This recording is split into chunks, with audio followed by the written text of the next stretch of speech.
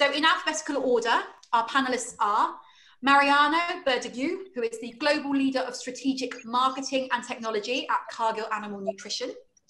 Aart Mateboer, who is the Vice President for Animal Nutrition at Danisco Animal Nutrition, IFF. And Gilberto Tomazoni, who is the CEO of JBS. Welcome to you all.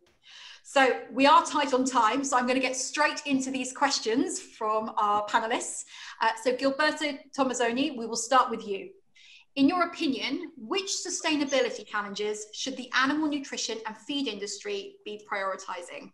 What do you think about that? Hello, everyone. Pleasure to meet you, to stay here. Thank you for the invitation. I think this is the big challenge, and I'm very happy to share our vision and our opinion about this subject. Let's start to put that we see that we have two big challenge to face. The first, the challenge is the global warming. We see it's a climate emergency, and the humanity's greatest challenge, and there is not vaccine for that. Just to put in this context. And the science it's a lot evidence that the greenhouse gas emissions increase the temperature. And increase the temperature affect the rain cycle. If affect the rain cycle, will affect agriculture.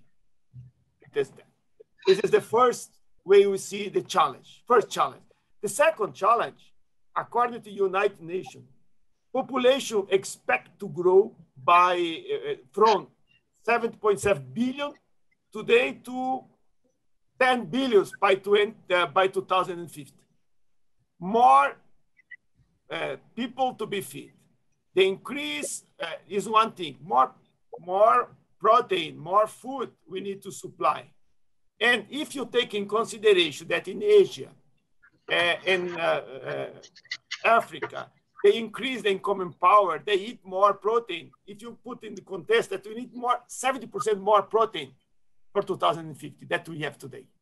Then, two challenge. The good news for that already, the land that we are already using could feed this increased number of people and provide the business biome renewable energy. We have still conditions to feed this increased population, but it's required to take meaningful action. We must reduce the emissions in our value chain. That's why last month, JBS became the first animal in the sector for animal protein to commit at net zero greenhouse emission by 2040. The way we see it, it's net zero is not just a right things to do. It is our only option as a society. Feed industry plays a very important role in this challenge. And you need to work together because we are part, all of us, are part of the value chain. And this is the way that we see that we need to address this as soon as possible. Thank you for your thoughts there. I think you've raised some really good points, because if we are thinking about targets for our industry, you're absolutely right. We do have to take into account that we are going to have to feed more people as well. And we want to put in place things that are realistic. So Aart Mateboer, I will come to you next. Can you give us your thoughts on which sustainability challenges we should be prioritizing? Are they the same ones? Are they different ones? Well, first of all, thanks for the invitation and for the initiative of having this workshop today. I think it's good that we as an industry engage ourselves with these topics because they are essential for the world. Well, I think in addition to what Tomazoni was explaining about the greenhouse gas emissions, to be a bit more specific on other emissions, nitrogen, phosphorus, topics that are also impacting the industry. For example, in the Netherlands where I live, nitrogen emissions is a topic every day. impacting the whole economy, and something that is looked upon on the animal protein production side of things.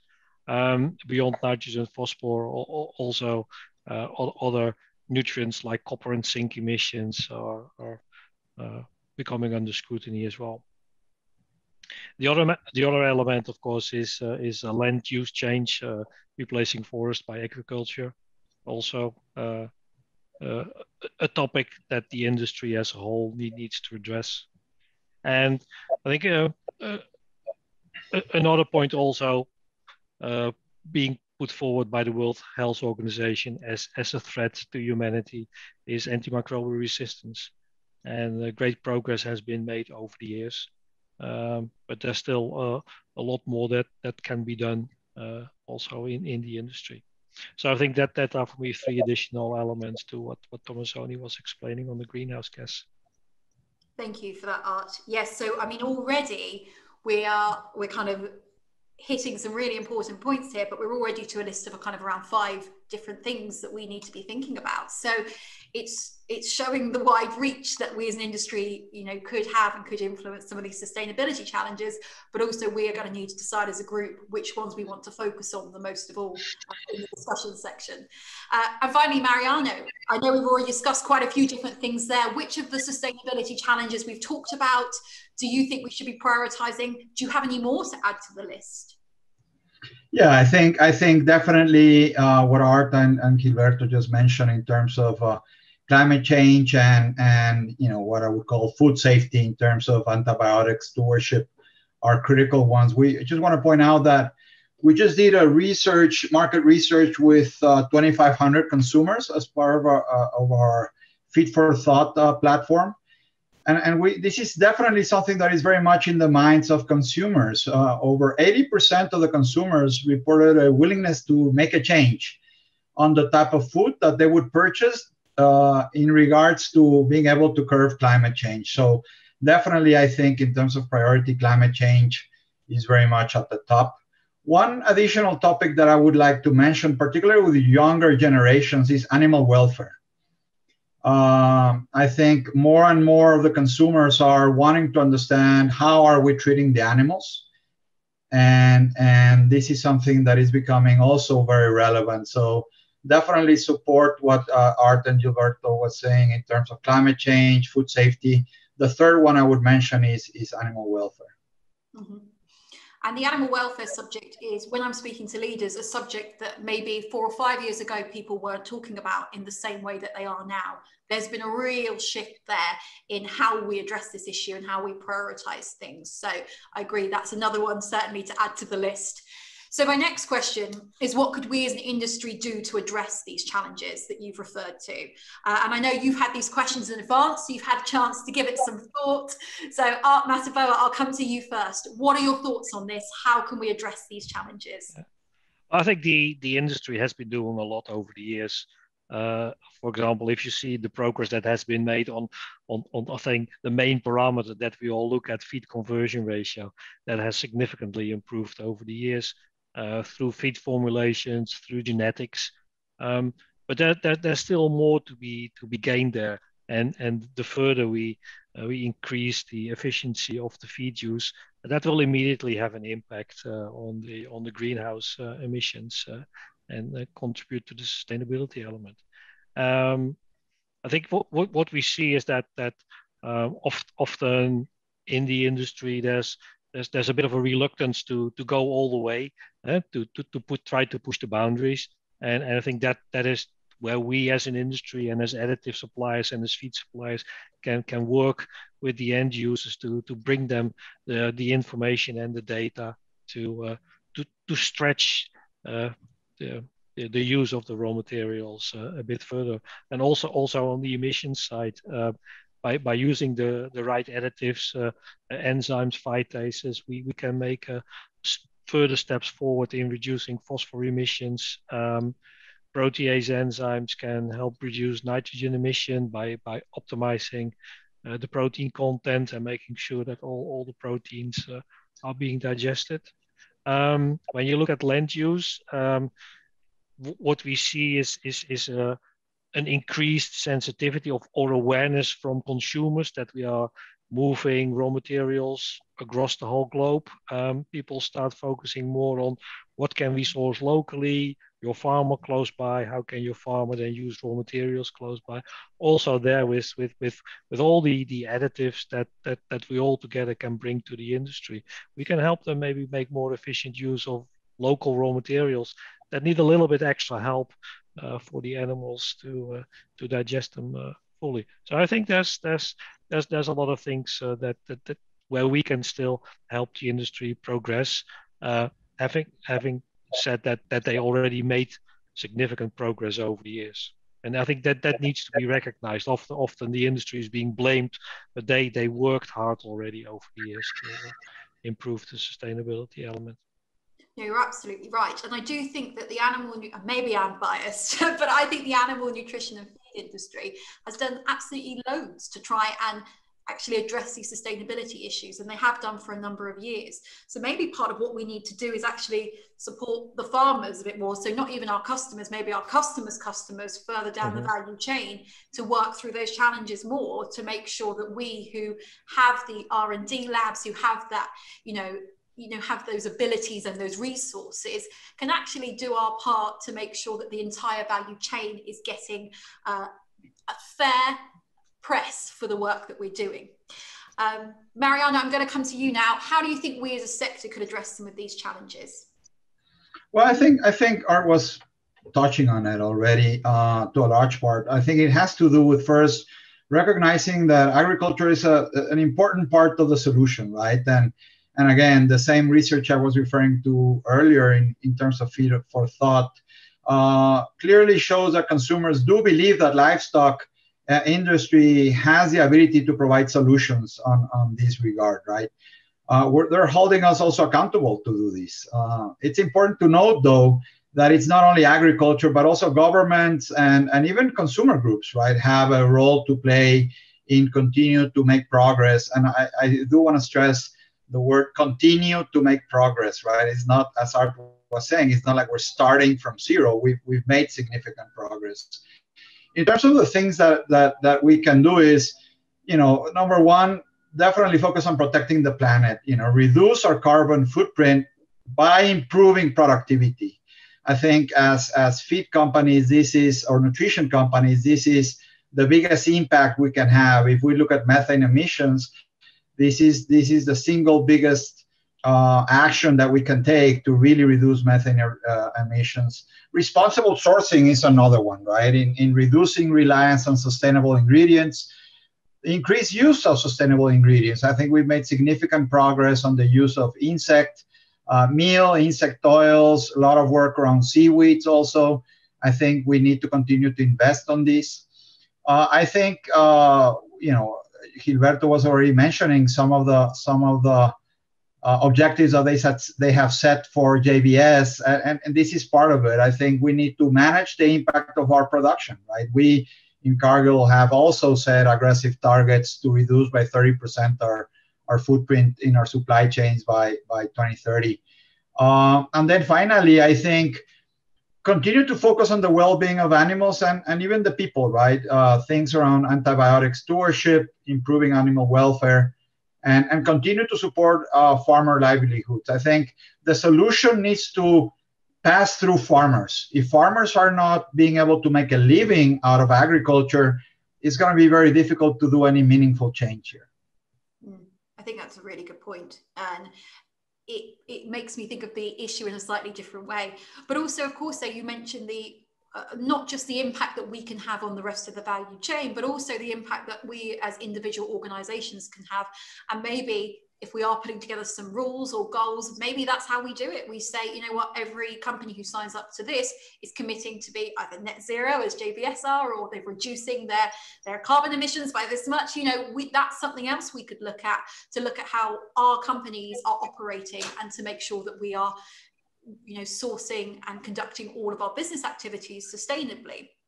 And Gilberto Tomazoni, I'm going to come to you now. Of course, you have set some internal targets, as you told us earlier. So how could we address some of these challenges that we're facing? What are your thoughts on that?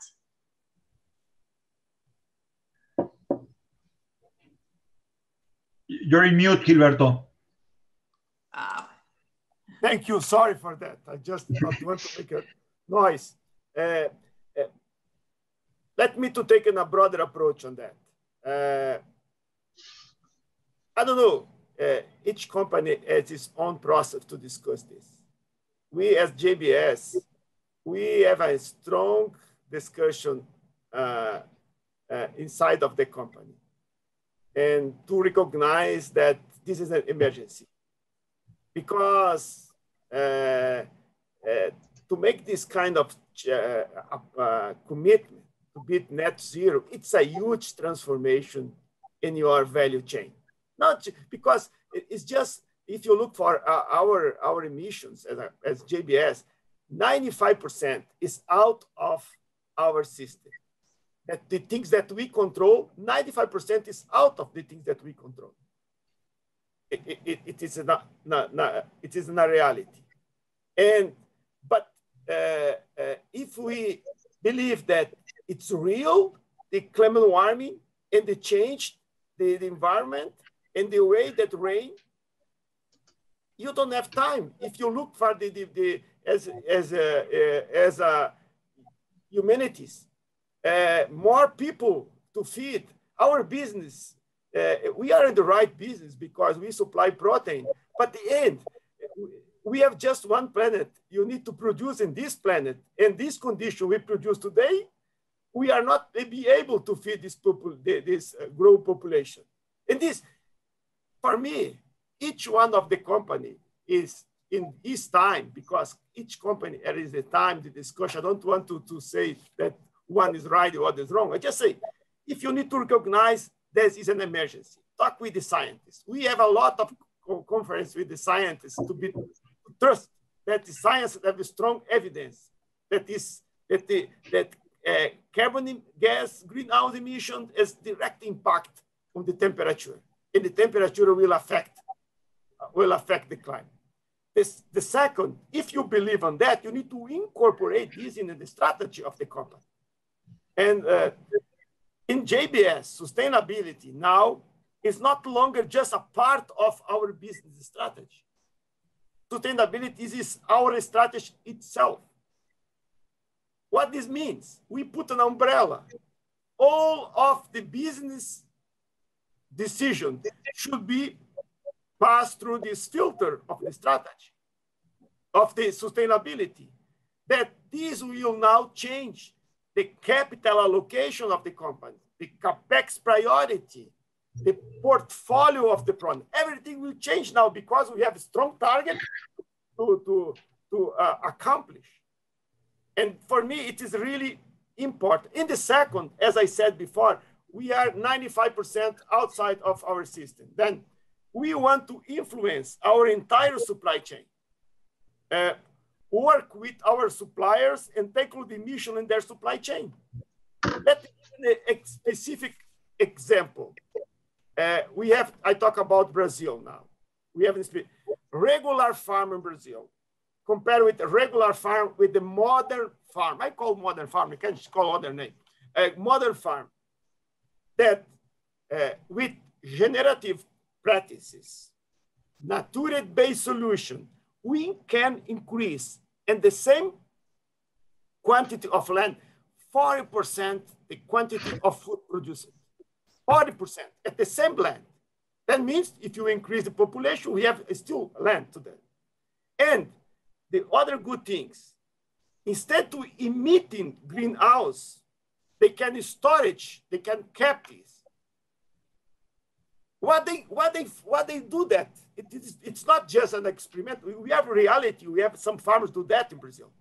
That is a combination of grain production, such as corn or soybean in Brazil, and livestock and forest regeneration. And with this, agriculture cannot be a problem that we are talking today, but to be a solution from the climate crisis. And this is kind of thing, if each one of us incorporate in our strategy and work with our value chain, we are find solution. We don't know, we don't have the answer for all the challenge, but for sure, the science will bring the answer for us. I think is the attitude now, it's really important. The other thing will be subordinate. Other thing we are talking here, it's welfare animal and other things. It's very, very important, but we will subordinate to the climate change. No, I do agree. And I think, I mean, there are, as you say, a lot of issues, but a lot of it does always come back to what we're doing to our planet, and a lot of it does come back to climate change. But I think you're right, it's about the culture of your businesses, and we have to ask ourselves when we're setting these goals and targets for the industry, are companies in our sector ready to adhere to really strict targets? Are they going to really be able to achieve them? And that's something we're really going to have to think about later in the discussion or in future sessions that we do on this. Now, I do have one final question, but I'm going to ask our speakers to keep this one brief so we can move on to the interactive part. So a brief answer from each of you. First to you, Mariano, what goals or strategies could we implement as an industry to tackle these issues? So how would we action these? How do we action these things basically to ensure that they happen? What do you think about that? Well, number one, I would say we need to set clear goals for each one of our organizations and our companies. Number two, as Gilberto was saying, I think all businesses, we need to see this as an opportunity, not as a problem, right? And in being an opportunity, it has to become, and same here, I mean, it has really become part of our overall strategy and part of our business objectives. And then finally, concrete collaborations around the value chain. I think, continue to work around the value chain and work together as an industry to bring new innovative solutions is going to be critical. That would be the three. Fantastic, thank you. And Gilberto Tomazoni, can you give us your thoughts on this and how we might be able to action these things to ensure they happen? I will define in 7 steps. Just what we see. I'm talking about what we see. It's not is right or wrong. I just share our experience on that. First, be net zero greenhouse gas emission, scope 1, 2, and 3. Set this target. We set for 2040. Each company can define this. Set the target. I think it is important to set the target. Submit this target to the. Submit this commitment to the business ambition for 1.5 Celsius degrees United Nations initiative that science-based targets. Then the third, build a value chain emission baseline and exchange data with the suppliers. And 4, build a roadmap to achieve the target and cascade internal of the company. And 5, we link to the executive bonus to the climate change performance. For next year on, today we have some, but it's not very structured. Now for next year will be very structured because we deploying the based on the science-based target. Then we have each one of the executive that are connected to our ambition in terms of climate change. And 6, foster innovation. I believe that innovation will play a big role on the solution. And I agree with Mariano. It will be not a cost. It will be we will be more competitive if you will be more efficient because you use less research. We are more efficient. We are more competitive in the market. We're not seen as a cost. We will invest $1 billion till 2030 in addition of the capex that we have today in our operation to increase sustainability. Each one of our business units across the globe, they know if they are a good idea in terms of reducing the gas emission and good payback, combined two, we have extra money to invest on that.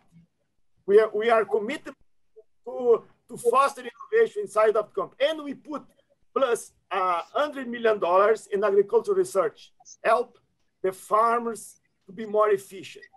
And then the 7th and the last step, greater transparency. Should be transparent.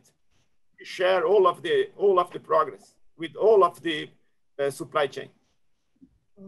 I think the transparency element there is also another really key thing we should be thinking about. But yeah, so again, some really good points there. And finally, Aart, can you just share your opinions on this as well, and what goals or strategies we could implement to tackle these issues? Well, I think it's essential that this is being approached across the whole value chain. Yeah, all of us individually, we have all our sustainability targets as corporations, but to really drive it further, we need to work across the whole value chain. And of course, at the end, it's the farmer where it all needs to happen. So we also need to make sure that we enable the farmer there. And at the end, the farmer also needs to get paid for it. So it even goes supermarkets, consumers. So that whole value chain needs to be involved and collaborate in making this happen. I think that's absolutely key. Some really wise words there. And actually, that is a really nice point to end on. That is the end of the panel discussion section today. So thank you so much to our three panelists for starting the discussion and for taking time out of your very busy schedules to prepare and give this subject some thought for us today.